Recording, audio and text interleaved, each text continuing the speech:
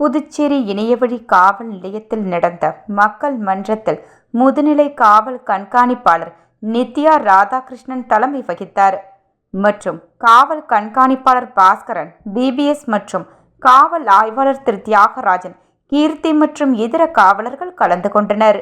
25க்கும் மேற்பட்ட பொதுமக்கள் கலந்து கொண்டு தங்களுடைய புகார் மற்றும் குறைகளை தெரிவித்தனர்.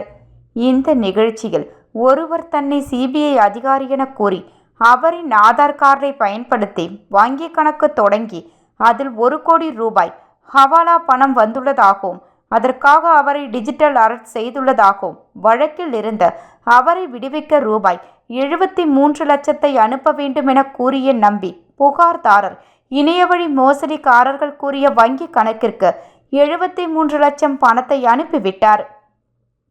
பின்னர் அவர் ஏமாற்றப்பட்டதை உணர்ந்து புகாரளித்தார். அதேபோன்று மற்றும் ஒருவர் வாட்ஸ்அப்பில் வந்த பகுதி நேர வேலைவாய்ப்பு என்ற விளம்பரத்தை அவர்கள் தொடர்பு கொண்டு என்ன வேலை என கேட்டு உள்ளார்.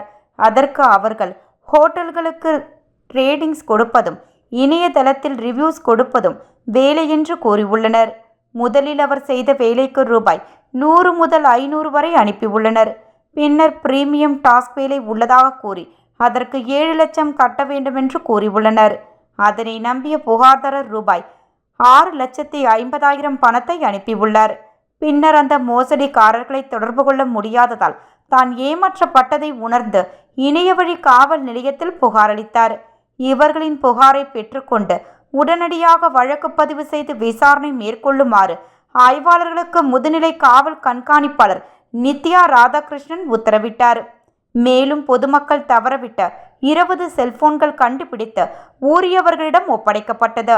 அதன் மதிப்பு 5 லட்சம் ஆகும்.